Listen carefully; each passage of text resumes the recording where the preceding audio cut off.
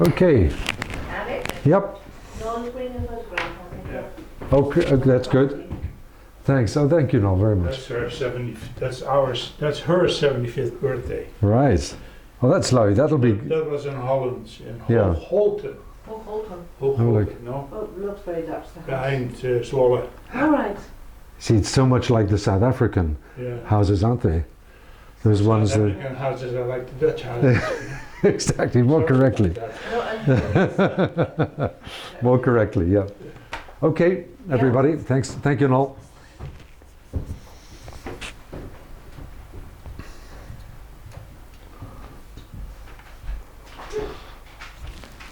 You tell me when you're settled, Babette, would you?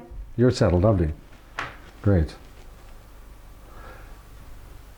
Trude, how long did you stay with this famous baseball player? I don't really know, but not too long, because he had seen a lot of Swedish films. And you know, And he'd made assumptions. Scandinavian girls had quite a reputation in America at the time. No, he was okay. He was trying to a little pinch here and there once in a while, and I said, no. Well, it doesn't hurt you. I said, it hurts my feelings. So that was it. That was a nice way to handle it. Yeah. But you escaped more or less after about a month, I think. Yeah, I did. And then Asta, she was the mother of the fiancé, I said. She was the one who got me the job at High Cobb. And she had moved to another house in Atherton, which was in the Bay Area, working for a retired doctor and his wife. And a lady had come by there, and she really, really needed to have somebody in her house to help her out, because her housekeeper had drowned herself in the swimming pool. Do you think it was accidental or was it suicide? No, it or? was suicide. Oh. So anyway, she was married to the gardener, and they had a little boy, about 7. So it was a dramatic situation. So anyway, I said, well, I'll talk to the lady and see. So I went over to Asta, and the lady, Mrs. Davies, came and picked me up in her Cadillac and took me up to the house. Very beautiful contemporary house, very modern. And they had, she took me around the house. And she was about, I think she was 55 at the time. Very nice looking lady, very relaxed. And she showed me the garden with all the Harry Moore sculptures, and the house was full of contemporary art. It was very, very nice. And then we came to the swimming pool, and my heart almost jumped out of my chest, because I thought it was just, oh. Anyway. But you got over that and settled down there. Yeah, and then the going rate for pay in those days was $150 per month. Of course, you stayed in the house and everything. So, and I translated that into Norwegian kroner, so that wasn't too bad, you know. But that was times 7. So she said, well. But I said, you know, I think this is quite far out, so I think I would need to have 175. Okay, she said. So that was fine. So you were a good negotiator. Yeah. So then I moved up there quite quickly. She took me over there herself in the car. And I had my own room there and my own bathroom. And they had other help in the house. Didn't kill myself. And they had 3 daughters about my age. The oldest one was my age, and there were 2 younger ones, but they did not live at home. They lived in San Francisco. So they only came home once in a while. But they were all very nice. And Mr. Davis was very nice. He also was president of the shipping line, the President line. So he sometimes asked me if I would take a walk with him at night with the dogs. So I went out. That was, you know, we had nice chats and everything. And I was asking him maybe he could get me a job on one of those ships, and he said, no, that's not for you. So anyway.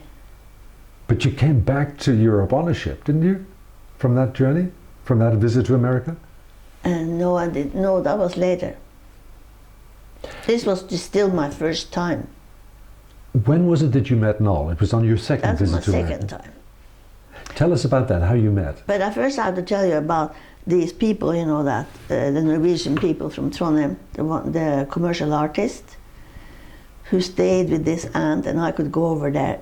Oh yeah, I have to say, the first weekend I was up at the Davis' house. Mr. Davis had his birthday. And in the late afternoon he came over and he said to me, you must be exhausted. Have you any friends around you can go and see? I said, well, I have some friends over in Russell City. I said, where's that? I said, it's over by the Dumbarton Bridge. I said, take my car and go over and see them. He had cream-colored Cadillac, brand new, and I drove. That was a sensation in Russell City, wasn't it? It was actually. And well, most of the people there had Cadillacs. So when I came to the house, you know, Nemma's house, she said, oh, probably somebody picking up their cleaning. Out stepped Fröken Utem from Steinkjer. And they were they thought it was so funny that I came there in that Cadillac. So. Tell us about how you met Noel. That was your next visit That was to next, America. but before that, I have to tell you about these people from Trondheim, because they wanted to go back, and they were going to drive from California to New York, and they asked if I would go with them and help them drive the car, because she couldn't drive. It was him, and he felt it was awfully far to drive by himself. This is the commercial artist. Yeah. So I said, yeah, I'll do that, because I was going home too. So we drove, and the first weekend was Labor Day. And you know, Labor Day in America, everybody is going out. So we drove down to Santa Barbara, because we were going to stay over there in the camping ground. So we saw all these cars standing around.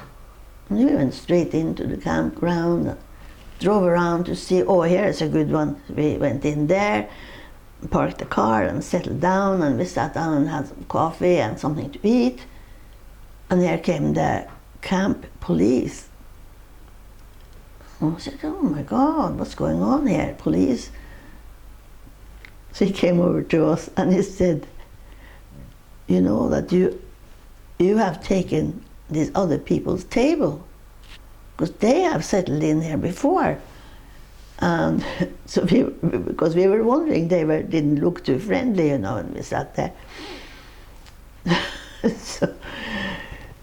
so he went over and talked to them, and he said, you know, they're very kind, and they say they'll let you stay here, and they can use their own table there. That was fine. And then he was just going, and he said to Per Mittet, he said, do you have any firearms? And he said, no, we have a camp stove. That was so funny. So anyway, Camp stove is a weapon. so it took us a couple of weeks to drive across. It was very nice. We enjoyed it. And you were driving half the time? Yeah. Great. So we had to drive it late at night because it was so hot. So I was terrified of falling asleep. All those long, straight roads in the dark, you know. Oh my God.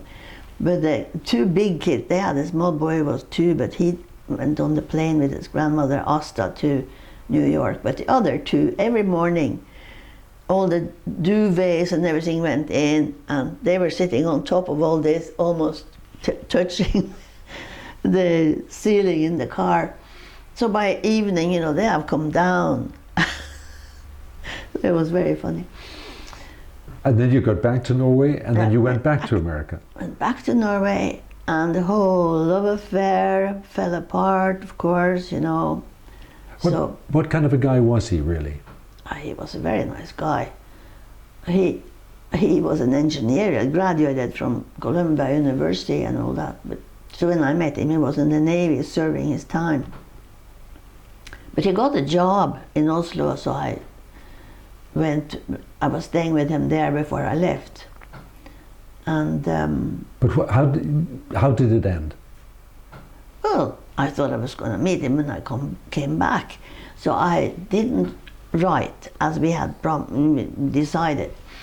And I sent him a card and I said, I'm driving across America with these people from Trondheim, and I will take the boat either at the end of September or the beginning of October. So I thought, if he wants to see me, he should find out when I'm on that boat. Well, he wasn't there when I came to Oslo, and I was very upset. So I just took the train back home, and I called him from home and told him I was back. Oh my God, why didn't you tell me? So anyway, I went back there and it didn't work out at all. So that was the end of that. And then you went back to the States, and then you bumped into a handsome man from Holland. That's right. How did that happen? Well, I moved into this house in Berkeley, one of these arts and crafts houses, with the tiles on the outside. It was owned by two elderly Dutch sisters. So I had the room there with my little cookery plate and all that. And I shared a bathroom with two other women on the same floor. And there was an apartment there where a young Dutch couple had lived, but they had moved out. And then Noel and Leo moved in. So they invited us over for dinner one evening, and upstairs were two girls. They had a Swedish father and an Irish mother. Both the parents were dead, so they had grown up with their grandparents who had a Swedish bakery in Berkeley. And they were students at the university. So we were all invited over to these two guys for dinner. And it was very nice. I don't remember what we ate, but it was a very pleasant evening, and we were dancing and laughing and singing and all kinds of things. And the next day, Noel asked me to marry him. The next day? Yeah, the next day. Well, how did that happen? Did he send you a note or appear at the door? No, but when I came back from work, he was there, and he said he wanted to marry me. So I said to him, I thought it was crazy. Are you missing your mother or something? He didn't like that, really. Has he forgiven you for that? Finally, at last, now he has forgiven me. But yeah. But you started going out then? Yeah, we started going out, and it worked out very well. You know, we were getting around, and then he decided to buy a car. He didn't have a driving license yet, so I had to teach him how to drive. But that went very well. He learned fast. So then we could go all over the place, you know, and it was really wonderful. And you got over the big love affair that had finished? I had kind of gotten over. It was quite some time then, you know, since before. So, and I always had hoped that I would be able to get a job on a ship and go down through Panama Canal. So one day Noel came home and he said, you know, there's a Norwegian ship down in Auckland. So I said, will you take me down there so I can talk to the captain? Oh, sure. So we went down, and I went up and I talked to the captain, and he said, well, we had this American girl working here before, and she and Violet was the housekeeper on the ship, fell in love with the same guy, and they were fighting like dogs and cats around here. So I said, well, I have this man waiting for me downstairs, so I'm not going into some kind of stuff like that.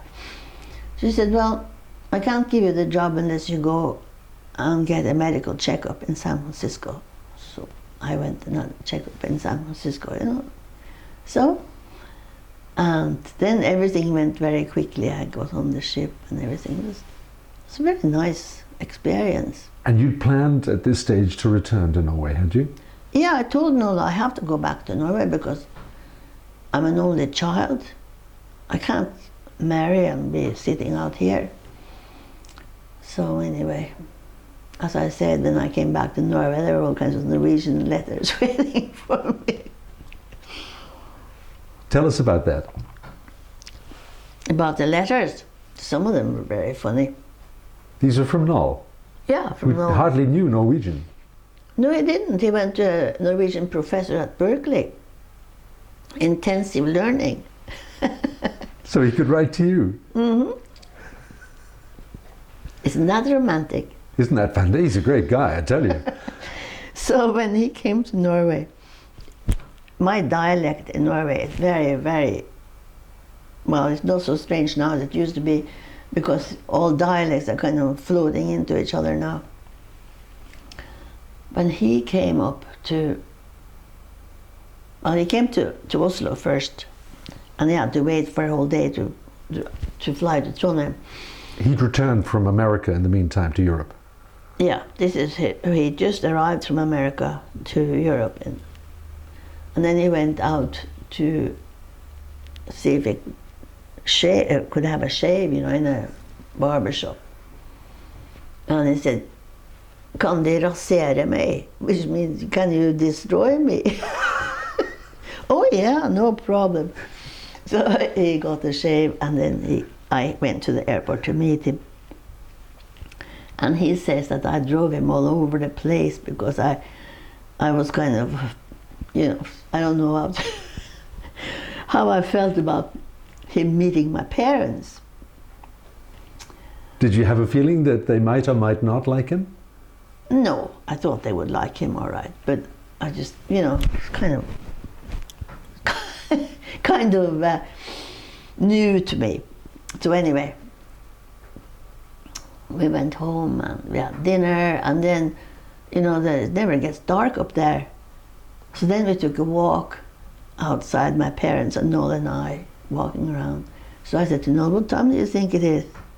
"Oh, is it, I don't know, it must be about 7 o'clock or something." "No," I said, it's 1 o'clock in the morning. So that's the way you can confuse you when the sun only disappears for about half an hour. And how was that meeting with your parents? It went very well. Yeah, we had a nice dinner. My mother was a very nice cook, and yeah, I think my father had been thinking, "My God, will she ever get married?" And that was 20, and everybody kept asking them, "When is she going to get married?" You know. And you were only what age at this? 28. Very late. Anyway. And things from then on took on a certain dynamic because you married, the two of you, you moved to the States then for Noel's work, Mm-hmm. 2 sons arrived, and then you ended up coming to Ireland. That's right. But you know, when Noel came to Norway, he was so skinny, my father got really frightened. But we stayed for a couple of weeks before we went down to Holland to visit his mother and sister. Was he abnormally skinny? I mean, had he lost too much weight? But he was so tall, and he was really thin. I think it must have been saving or something. Maybe he was just paining away. So when he came to Holland, Noel's mother was not very pleased because she wanted him to marry a Dutch woman, you know. So my reception was a little cool. And then I shared a room with his sister. She was home from teaching in Nigeria. And so the mother wanted to have breakfast at 8, so I said to the sister, "I'm not getting up at 8, this is my holiday, so I'll come down later."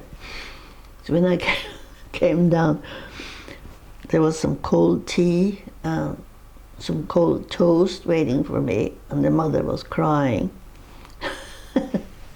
She thought I was so spoiled and everything. But anyway. Did you make it up? Oh yeah, later on they did. She came to Norway for our wedding.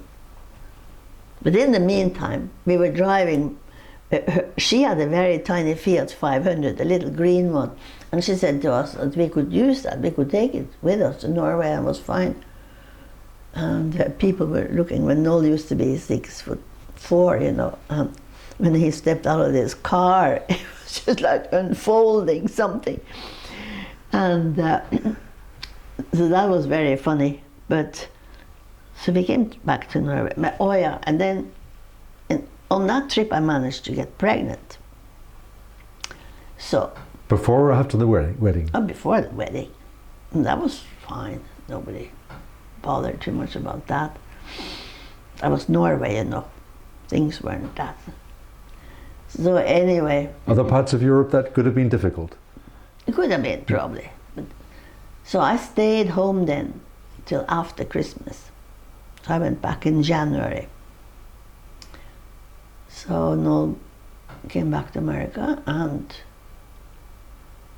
I don't remember how it was, but his job was not available. So he had a pretty hard time to find another job. But he had another job, so when I came back there, then yeah, we went from strength to strength.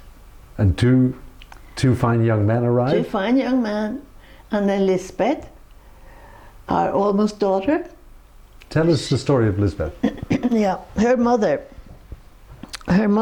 was from Norway, from an island. Or can you take it? There's her picture is in the drawer to the right there. Yeah, in there.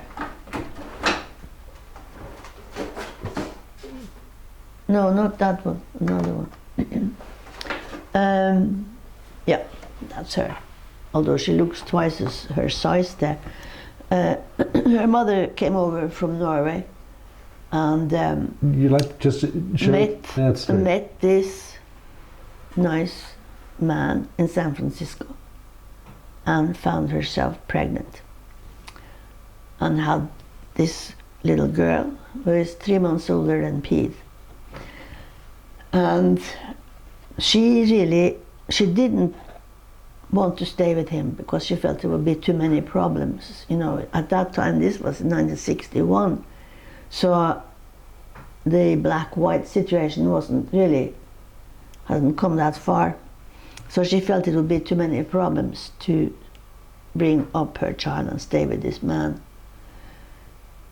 So then I said to her, and she was working in the bank, and she had to get up very early and take the child to childminders and everything. And she had taken a job in a house where this guy was working at night. So he needed somebody to be there at night, so, you know. So I said, well, if you move to the East Bay, then I can look after Lisbeth. So she said, yes. So I said, well, I'll see if I can find a place for you to stay. So there was an ad in the local paper about a little cottage for rent. So I went down and talked to the lady. I said, I have a friend who really would like to rent this cottage. She has a child. She had a child that's about a year old. Oh no, she said, because this cottage had a deck, and then below there was a little river. So she said, oh, I couldn't possibly have a child here. But I said, she'll be staying with me all day. She'll only be here with the mother on the weekend and so. So I said, no. So the next week, there was an ad in the paper, and it said, would a Scandinavian woman who is looking for a place for her friend please come back? So I went back, and then they got this little cottage. She changed her mind? Yeah, she changed her mind.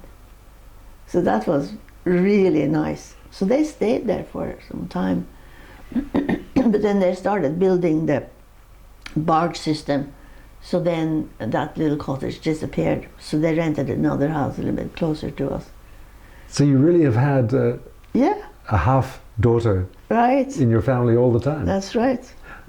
So How much do you see of each other now? well, she comes to all the parties. She came to last year. Her mother died on the 6th of March. Her mother just became 80, and then she died.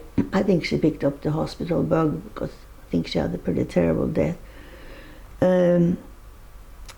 So I wanted to go over, but she said to me that I would rather you come with me to Mole to inter her mother's ashes. So she came here, stayed for a few days, and then we went together to Norway and to Mole, and then she came back here again, and that was in June. And then she came back again for Noel's birthday party in Holland. You know, so she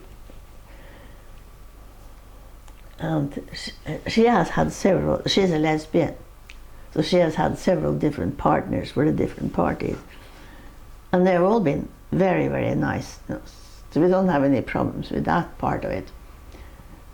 But her present partner,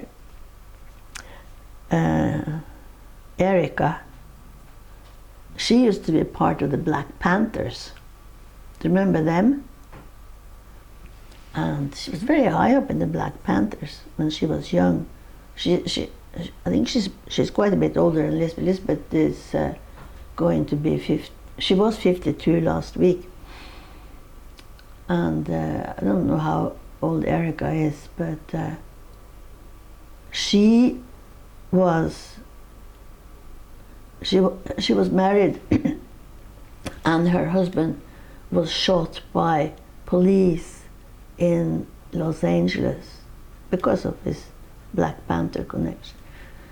So she had a small child, but she spent quite some time in prison when she was young. So Lisbeth, you know, she grew up with us, and the father, she didn't really know her father. We met him once, and that was on a Sunday in Albany, California. Everybody had to go to the high school and get their Salk vaccine, which was on a sugar cube.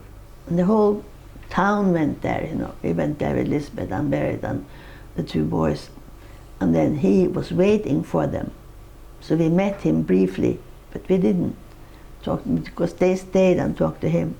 Has she kept in touch with her father? No, she didn't, because she, you know, her mother did not encourage it. So she grew up with us in, you know, as a white person, you can say. I remember one time Pete and she sat in the bathtub. Oh, Pete said, "You're so brown. I'm so white." So I said, well, there are different things for different people, you know, just didn't pay any attention to it. But both your sons have really taken to her all over the years? Oh God, yes, absolutely. They call her the sister and she calls them brothers. So, let's take a little pause, just a little pause, all right? Because I want to make sure that that picture was good.